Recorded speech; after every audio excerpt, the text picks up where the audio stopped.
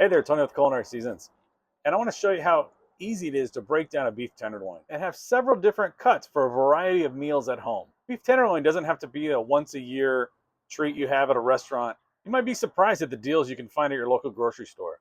Recently, I found a whole beef tenderloin on sale at our local grocery store for half the regular price per pound, all because the butcher had over-ordered for the last holiday and he had to mark it down to move them. So take a look at those deals you may find at the grocery store. You might find some cuts of meat that you can break down and make several meals out of at a discounted price. So let's get to it. Let me show you how to break that down right now. All right, we've got about a 9-pound beef tenderloin here. So we're going to break this down. I'm going to trim off the silver skin and the fat down to what we want to use. So I'm just going to start by just explaining through the process. So as you can see, this outer layer before the silver skin, because the silver skin's right inside here, this peels off pretty easily. So you can peel away a good amount of it without even using a knife. And you can see how it's separating here. This is actually the chain over here. Now, this isn't something you're going to throw away because you can get some usable pieces for something like stroganoff or beef tip saute. I'm just going to start trimming away this here just to get the silver skin exposed. And then as you can see, I'm just cutting lightly to separate out that chain. You can see as I'm doing this, there's really not much fat on the inside here between the chain and the tenderloin itself. So this end of the tenderloin is called the head, and this is the tail. So obviously you can see it's smaller at the tail end. And there's a couple ways you can do this. You can cut tenderloin steaks with the head attached. This one's pretty large, so I'm going to probably take it off and either cut steaks out of this or use it for something else. We'll get to cutting this out in a minute here, but I want to get this chain taken apart. I'm actually going to turn it around so I can see it a little better. But pretty much the chain, you can just break it apart. I mean, you can see I'm not really cutting a lot. I'm just kind of seeing where the natural seam is. Now we get up here to the tail end, and you do have to cut through a bit just to separate that fat that's connecting these two here. Once again, just going along that natural seam in here. This end you do need to cut through. I'm just going to take this chain and we're going to hold it off to the side here. Now you can start looking at what you need to trim. Between the chain and the tenderloin itself, there was really not much you're going to trim out here.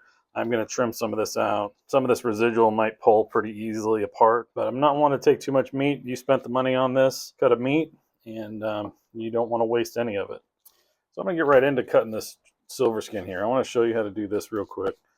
So this is the part that you definitely want to cut away. This is very tough once it cooks, so you're not going to be really going to be able to use any of the silver skin itself for anything. So to start with, I just took the tip of my knife, slid it under that, aiming back up to expose where the silver skin meets the meat. But this end piece here, this edge piece, I'm going to go ahead and start. So you want to take your knife, I have it laying flat against the meat, but we're going to actually aim it up. So you will cut through the silver skin if you have it angled up enough, but the whole point is, you can see I have just minimal amount of meat on here. You want to really have none. Hold the silver skin tight and sliding your knife back and forth, you can see I have really nothing on there. Just continue that process all the way up and all the way through the end. And there you go. Now this is something, if you do it often enough, it'll just become second nature to be able to cut away the silver skin and with minimal meat taken away. So here along the edge, I'm just going to start that and run that knife underneath that silver skin, getting all the pieces off. You can see I'm leaving the meat pretty much just laying on the board. I'm not trying to manipulate it around too much. You just let the meat sit and then run that knife underneath. So now we're getting back down into the head part of the tenderloin here. And I'm just going to, like I said, I'm going to separate it. You can cut steaks out of this part. I want to get some good steaks through the center part here. And I'm going to use tail section for probably some small steaks. And then I'll cut the head off here. And we're going to cut some steaks out of this too, because you can see it's pretty good size. Start breaking into this here. Same as before, you're letting the meat just do the separating on its own here as much as possible. We will have to cut through it at some point, but that natural separation still plays that same part. So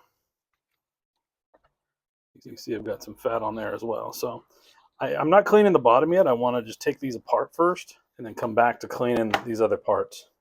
So, but this also exposes the silver skin here to get the remainder of that silver skin off. All right, now I'm going to roll it here and look at trimming this other fat off. So this along the edge here won't pull off as easily. You can get some of it off, but I'm going to trim some of this edge here. So let's go back to the bottom here. So this is the underside that attaches to the ribs, and you can see pretty much where the ribs fall by these sections of fat that are on here. So I'm just going to trim these out, get some of that majority of that fat off of here. I might leave a little bit, but I'm just going to start right here in the middle. You can see a lot of these sections I'm doing just using the tip of the knife. I like a curved bladed boning knife, but they make straight ones as well. I just like the extra ability to get in there with the curved blade. It's really just a personal preference. I'm going to start saving some of these pieces that I pull off if they're bigger, because I want to be able to use as much meat as possible off of this. So let's look at this tail section first. You can see how you're going to get a nice center cut, and you might see that at the store. Center cut of any meat, really. Center cut ribeye, center cut pork loin. You're going to get these nice round roast or steaks out of this section. So I'm going to look down here at the end. It's pretty thin. I'm just going to make the decision and just cut. And I'm going to save this for some dice or some smaller steaks. To do some small medallion steaks would be great. All right, now we're going to look at cutting some steaks out of this. I've got my scale set up here, dialed out to 0. You can use a digital scale if you like. But I'm going to look for some 8-ounce once I get to the middles here. But I'm going to start out with what I'm guessing is going to be a good, that might be a good 8-ounce cut right there. Boom, on the money, 8 ounces. Nice thick fillet, feel great on the grill. It's going to be delicious. So as you work your way, you can see this first cut here. It's pretty thick, but it's also narrow down at the end here. So as you proceed up, you're going to not cut as big of pieces, because you're going to want the width of it to make up for it. So to give you an idea, I cut a good 2 inches out of that. I'm going to shoot for like 1.5 inches.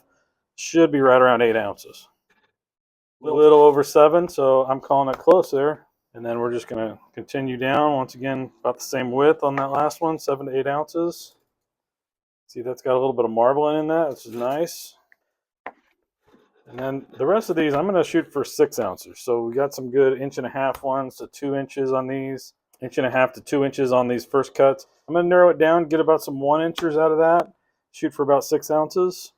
Now this, I'm going to weigh this last piece here just to get an idea how heavy it is. So this is almost 18 ounces.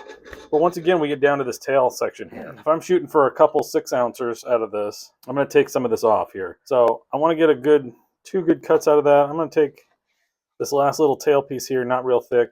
Once again, some small medallions and a little pan saute, which would be really good with that peppercorn sauce I have on the website as well. Obviously a lot thicker at this end, a lot thinner at this end. So I'm going to shoot for that right in that area.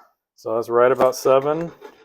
And this one should be right about 7 as well, 6.5, 7. Yep. You know, sear it up, get some nice grill marks on it, get a nice crust on a sear, and that's going to be a great steak right there. So there we go. We got those steaks cut up off the tenderloin. We are going to move on from there and move on to that head piece that I cut off. So this one we're going to clean up again. Once again, using that knife to run it along the fat seams where they're at there. Let's take this a little bit off here, out of there.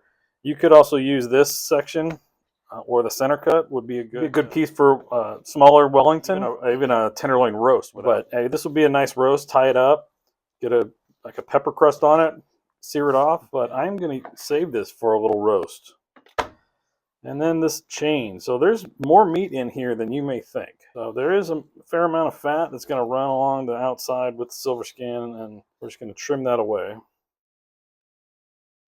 So right here, I'm going to cut this just because it's getting down into that chain more. This is some nice, once again, some nice small medallions would be great out of this. So pick up some nice chanterelles at this farmer's market, and you will be making some delicious dinner real soon. 4 or 5 pieces here to get some nice little pieces that you could do as a little pan sauce. Since we're talking those medallions, here's some other of that. The tail end we're going to cut into these some small medallions as well. But here you go. There's a little, nice little dinner for 3 or 4 people. Let's get back to trimming this. Now when you're going through this chain meat here, you will have some that you can't get all of it. So you're not going to get all the trim out of here that you really want, most likely. But just doing as best we can to get as much out. And like some of that through here, I'm not going to bother trimming. It'll melt away when it cooks. So we're going to just go ahead and dice this up here. So that's a fair amount of trim that I got off of this tenderloin, but this was a pretty big tenderloin. All right, out of that little over 9-pound beef tenderloin, we had filet mignon we cut 7 to 8 ounces each. We got this roast we kept here, and we could do a pan sear and roast it in the oven, or make it into a beef Wellington.